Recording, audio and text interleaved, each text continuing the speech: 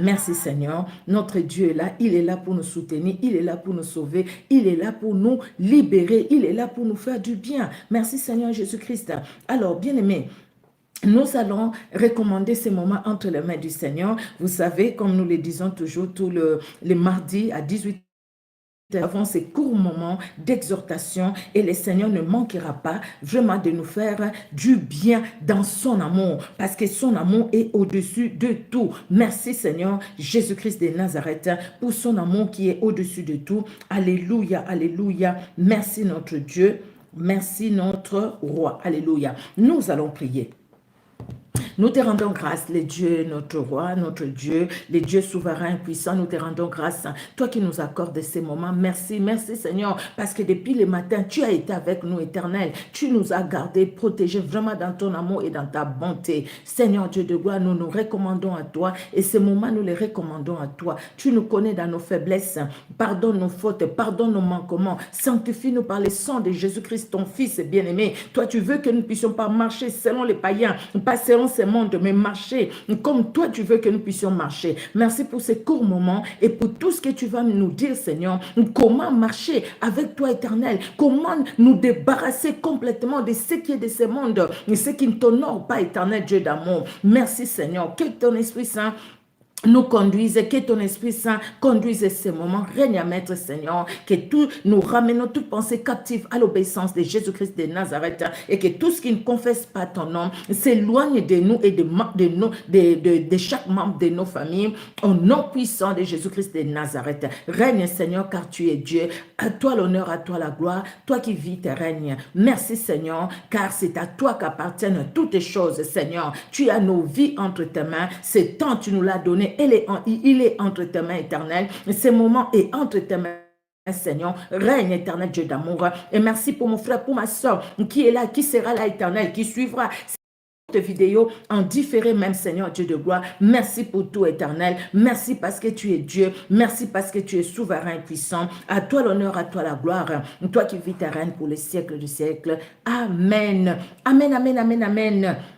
Merci Seigneur Jésus-Christ, notre Dieu est merveilleux. J'ai eu le temps d'écrire les thèmes bien-aimés. Les thèmes ne marchaient plus comme les païens. Ne marchez plus comme les païens. Nous allons voir comment les païens marchent et comment nous devons marcher par la grâce de Dieu. Quand on parle des païens, dans l'ancien temps, quand on parlait des païens, c'est-à-dire c'est des gens qui étaient non-juifs. Donc même nous, selon la Bible, dans l'ancien temps, on pouvait nous appeler païens parce que nous sommes des non-juifs. Nous ne sommes pas hébreux par naissance, oui, par naissance, voilà. Donc, mais maintenant, dans la parole de Dieu, dans le Nouveau Testament, quand on parle des païens, c'est des gens qui ne connaissent pas le Seigneur, qui ne connaissent pas Jésus-Christ, qui n'ont pas encore donné leur cœur à Jésus-Christ comme Sauveur et Seigneur. Ce sont des païens. Maintenant, la Bible nous recommande de ne pas marcher comme ces gens-là, de ne pas marcher comme eux, bien-aimés. Marcher, bien-aimés, c'est se déplacer. C'est agir. Marcher, c'est aller d'un point vers un autre. Donc, nous ne devons pas nous conformer quelque part. Ne pas nous conformer aux choses de ce monde. Romains 12, 1 à 2 nous le dit, bien aimé, ne pas nous conformer aux choses de ce monde. Quand on parle de se conformer, c'est devenir comme. C'est être conforme à telle personne, à telle autre. C'est calquer. Là, on met le papier calque et puis on calque. Calquer la vie des païens. Là, c'est ce que la Bible nous interdit. La Bible nous interdit de respecter les règles mondaines de ce monde, de s'aligner ou d'obéir à la vie mondaine, à la vie païenne. La Bible nous interdit cela, bien-aimés. Nous allons lire un chapitre, nous allons lire pas tout un chapitre, nous allons dans Éphésiens, chapitre 4, nous allons lire premièrement des 14 jusqu'à 21. Alors, j'ai deux versions en fait, j'ai travaillé avec les deux versions, la version Louis II, 1921 et la version française parole vivante. Alors, Éphésiens 4, je vais d'abord lire dans la version Louis II. Éphésiens 4, de 17 à 24. La Bible nous dit: voici donc ce que je dis, ce que je déclare dans le Seigneur, c'est que vous ne devez plus marcher comme les païens, qui marchent selon la vanité de leurs pensées. Ça, c'est c'est là où j'ai tiré le thème. Marcher n'est pas marcher comme les païens. Ils marchent selon la vanité de leurs pensées. Déjà là, tout de suite, nous voyons comment les païens marchent. Les païens marchent selon la vanité de leurs pensées. Et j'ai regardé la vanité, c'est quoi au fait? La vanité, c'est le caractère de ce qui est vain, ce qui est inefficace et insignifiant. Donc, ils marchent selon les trains de ce monde, selon ce qu'ils pensent eux, selon leurs émotions, selon leurs sentiments. Mais ils de ce qu'ils font. Donc la Bible nous dit à nous de ne pas marcher comme les païens qui marchent selon leur vanité. Le verset 17, les païens qui marchent selon la vanité de leurs pensées, comme leurs pensées les conduisent. Ils ont l'intelligence obscurcie. Donc, les païens, les gens qui marchent sans foi ni loi, leur intelligence est obscurcie. Parce que l'intelligence ne peut être renouvelée que par le Saint-Esprit. L'intelligence ne peut être éclairée que par le Saint-Esprit. Mais ceux qui sont païens, leur intelligence est obscurcie. C'est pourquoi ils appellent mal bien. Et les biens, ils appellent mal. Là où il y a la souillure, eux ne voient pas cette souillure. Ils applaudissent même. Vous voyez aujourd'hui, il faut agir mal pour que les gens t'applaudissent. Mais si tu agis bien, les gens te tournent le dos.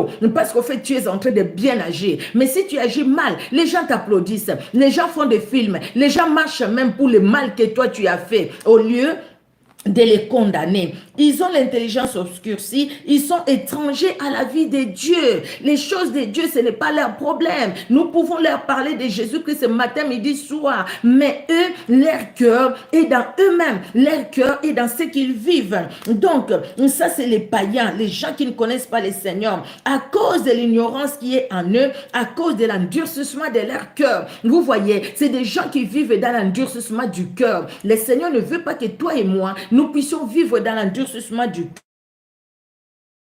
cœur. Ils se sont livrés à la dissolution pour mettre toute espèce d'impureté jointe à la cupidité. Il y a l'impureté dans leur vie, il y a la cupidité, il y a les mensonges. Mais vous, ça maintenant le Seigneur nous montre comment nous devons marcher. Donc, ne pas marcher, bien-aimé, selon la vanité de nos pensées, ne pas marcher selon l'intelligence obscurcie, ne pas nous laisser dans les ténèbres, ne pas marcher bien-aimé, ne pas être étranger à la vie de Dieu. Donc, nous devons vivre la vie de Dieu, nous devons participer à la vie de Dieu, ne pas vivre dans l'ignorance de la parole de Dieu bien-aimé, ne pas endurcir nos cœurs. Si quelqu'un endurcit son cœur, donc c'est-à-dire cette personne-là entend la parole de Dieu, mais il refuse d'obéir à la parole de Dieu. Il endurcit son cœur. Bien-aimé, il ne faut pas appeler mal bien.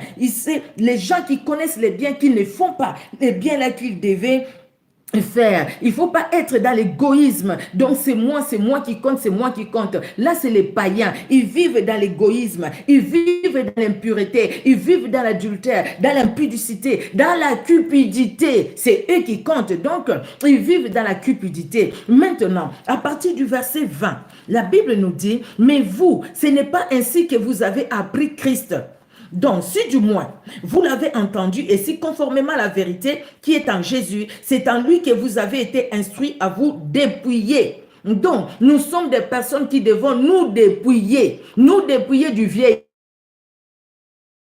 renoncement, renoncer au mal, renoncer à faire du mal, renoncer à vivre dans l'aveuglement spirituel, renoncer, bien-aimé, à vivre dans la servitude spirituelle. Nous devons plutôt suivre le Seigneur.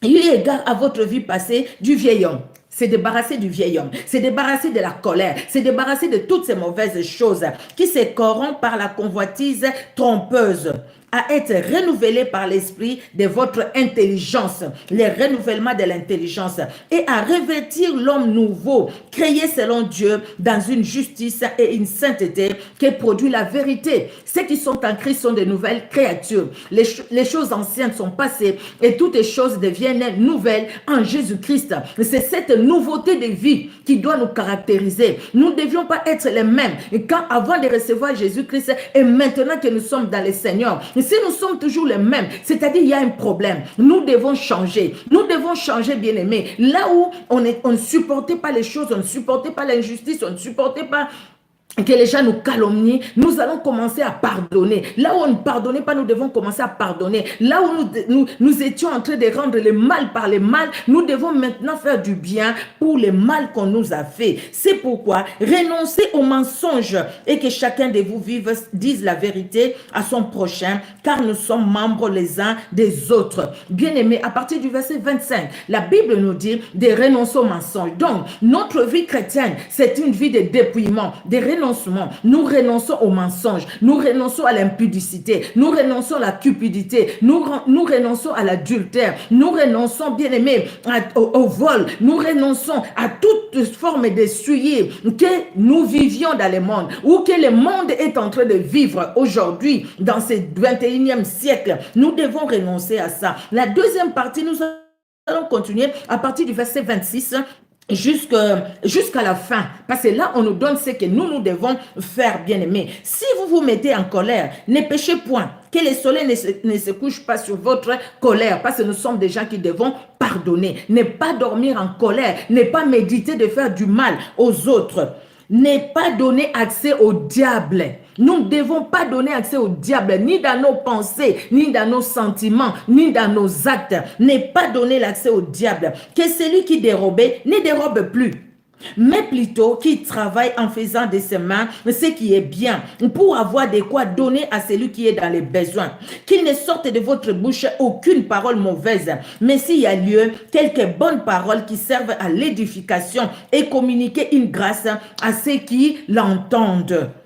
N'attristez pas le Saint-Esprit qui est en vous. Nous sommes des gens qui devons laisser que le Saint-Esprit nous conduise. Donc, pour que le Saint-Esprit nous conduise, nous ne devons pas attrister le Saint-Esprit. Comment attrister le Saint-Esprit si nous marchons selon les païens, c'est-à-dire selon la convoitise de ces mondes, c'est-à-dire dans les mensonges, dans la cupidité, c'est-à-dire dans la colère, dans l'animosité, dans la méchanceté. Quand nous marchons dans cela, là nous allons attrister le Saint-Esprit. Et toi et moi, nous ne devons plus marcher comme les païens. Nous devons vivre selon le Saint-Esprit. Et si nous vivons selon le Saint-Esprit, donc nous allons accomplir les œuvres de Dieu. Les œuvres du Saint-Esprit seront manifestées en nous. Nous allons glorifier Dieu au travers de notre vie. Le Saint-Esprit agira et le Saint-Esprit nous conduira. Bien-aimés, que toute amertume, toute animosité, toute colère, toute clameur, toute calomnie et toute espèce de méchanceté disparaissent du milieu de vous. Soyez bons les uns les autres, compatissants réciproquement comme Dieu vous a pardonné en Christ. Alléluia, alléluia. Donc, bien-aimés, nous devons être de ceux-là qui pardonnent. Nous devons être, la Bible est claire. Et c'est pourquoi je suis allé jusqu'au bout, au fait, parce que la parole nous montre, la Bible nous montre. Et la version parole vivante, je vais lire ça à la fin, les passages que nous venons de lire, nous montre, au fait, il nous dit, même à partir du verset 20, nous sommes à l'école de Dieu. Donc, nous devons laisser le Saint-Esprit nous conduire. Nous devons laisser le Saint-Esprit diriger notre vie. Sinon alors, nous allons nous conduire nous-mêmes. Et quand nous allons nous conduire nous-mêmes, nous allons marcher selon les mondes. Nous n'allons pas marcher selon Dieu. Nous allons marcher selon les mondes. Or, la Bible nous dit de ne pas marcher selon les mondes, de ne pas suivre les choses de ce monde. Donc, nous devons être conduits par la parole de Dieu. Nous devons nous conformer à la vie de Christ, bien-aimé. Nous soumettre à la parole de Dieu. Nous devons, quand nous nous soumettons à la parole de Dieu, c'est là où le Saint-Esprit va commencer à renouveler notre intelligence, va commencer à nous aider dans notre façon de vivre, va commencer à changer notre vie, va commencer à nous façonner. C'est pourquoi, quand les gens nous verront, les gens qui nous connaissaient, ils diront non, non, non, tu es une nouvelle créature. Ce n'est pas la même personne. La rancunière qui pardonne, les menteurs ou la menteuse qui dit la vérité. La Bible nous dit de dire la vérité. Bien-aimés, nous revêtir de l'homme nouveau, comme la Bible nous dit dans 2 Corinthiens 5:17, nous sommes de nouvelles créatures. Alors, cette nouvelle créature, la nouvelle création doit se voir. On ne va pas les cacher sous les lits. Nous n'allons pas être nouvelles créatures tout simplement quand nous sommes devant les gens, mais quand nous sommes nous-mêmes, nous sommes comme on était avant. Nous ne sommes pas simplement des nouvelles créatures. Quand nous allons à l'église, nous prenons la peau de l'agneau, mais dès que nous sortons, c'est là le cœur mauvais qui apparaît à nous et qui agit. Non, bien-aimés, nous devons changer. Nous devons nous débarrasser du mensonge. Nous devons pas dormir avec la colère comme la Bible le dit. Nous ne devons pas donner accès au diable. Dans toutes les façons, pas donner l'accès au diable. Parce qu'il y a des portes que nous pouvons donner avec l'accès au diable. La colère, c'est une porte, bien-aimée. Si on ne pardonne pas, le manque de pardon, c'est une porte, bien-aimée. Et il y en a plusieurs, on parlera de ça une autre fois par la grâce de Dieu. Nous ne devons pas avoir des paroles blessantes. Nous ne devons pas blesser les autres par nos paroles. Au contraire, nous devons bénir au lieu de maudire.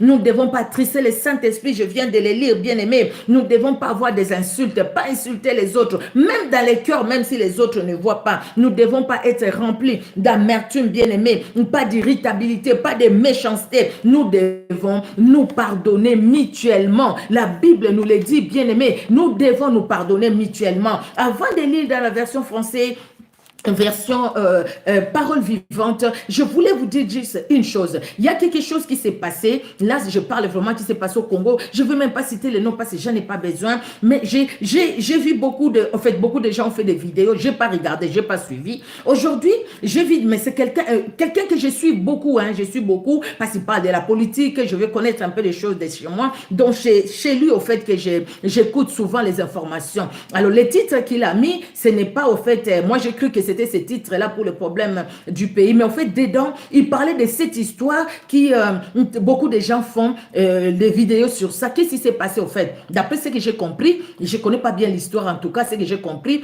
parce qu'il est fait en lingala, si c'était en français, vous pouvez suivre. Donc, il y a une femme qui habite ici en Europe,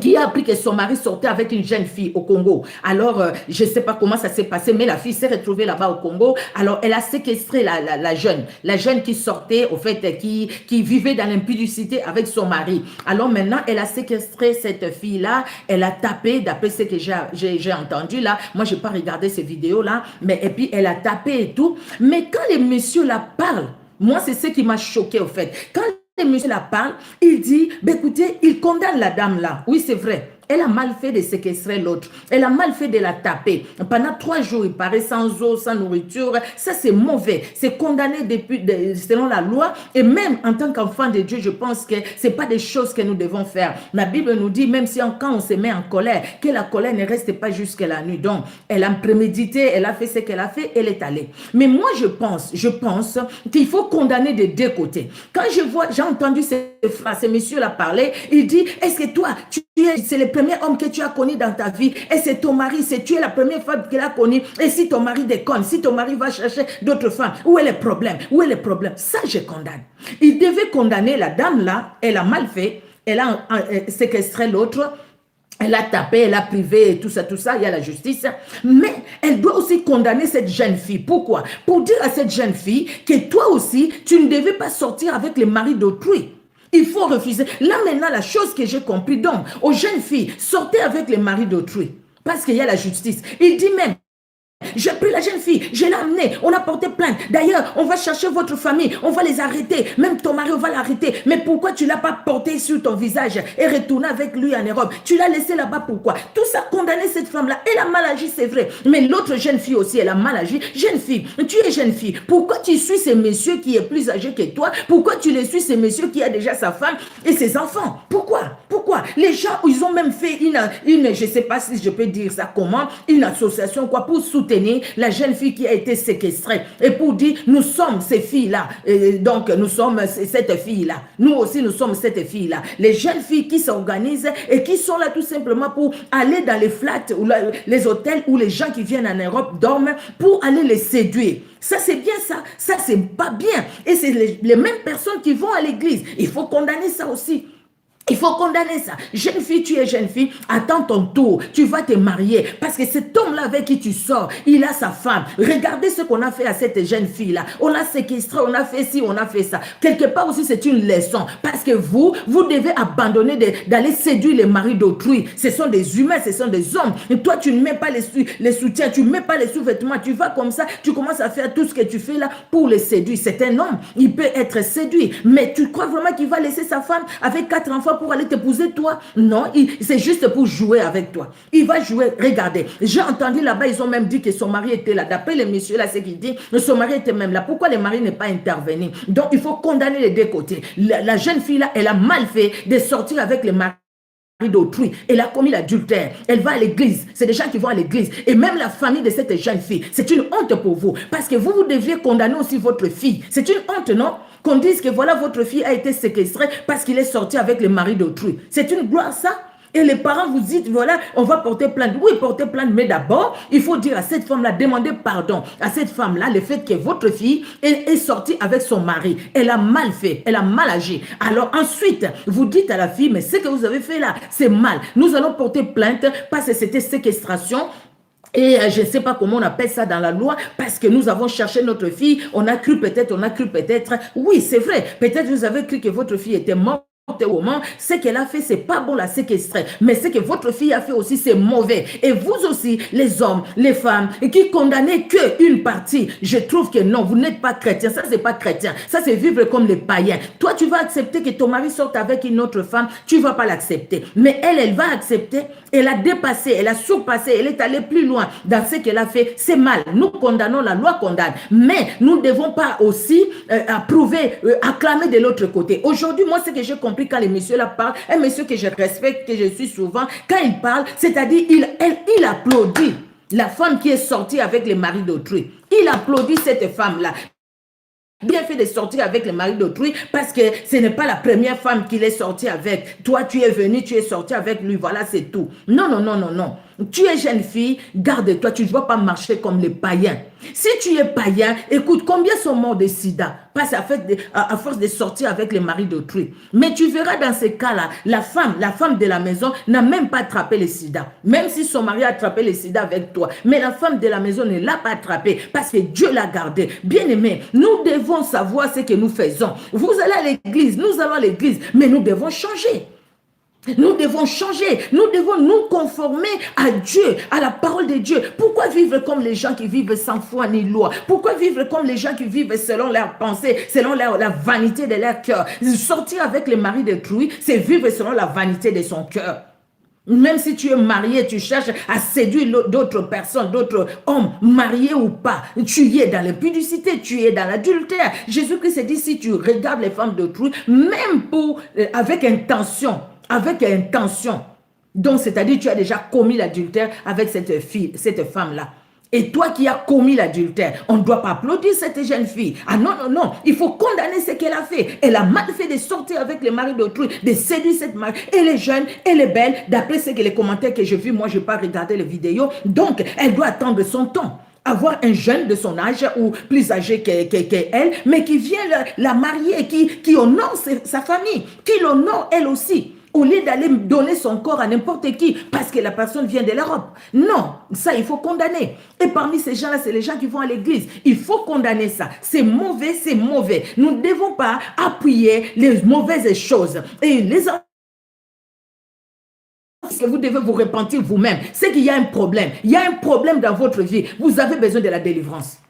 Vous en avez besoin parce que vous appuyez le mal. Ça, c'est vraiment, vous avez besoin de la délivrance. Il faut condamner des deux côtés. Elle a mal agi, l'autre aussi a mal agi. Comme ça, les autres jeunes filles sauront que, voilà ce qui est arrivé à tel, moi, le mari d'autrui, non, non, non, je ne veux pas. Comme ça, je vais attendre mon mari à moi. Comme ça, on peut les aider quand même. Hein? Alors, dans la version française, parole vivante, nous allons lire. Par conséquent, voici ce que je voudrais sérieusement vous mettre à cœur. Je vous conjure solennellement au nom du Seigneur et en sa présence d'abandonner la vie superficielle et vaine des sans-dieu qui vivent en aveugle, donc les païens. Ils les appellent sans-dieu qui vivent en aveugle dans un monde d'illusions en suivant leurs pensées vides d'essence.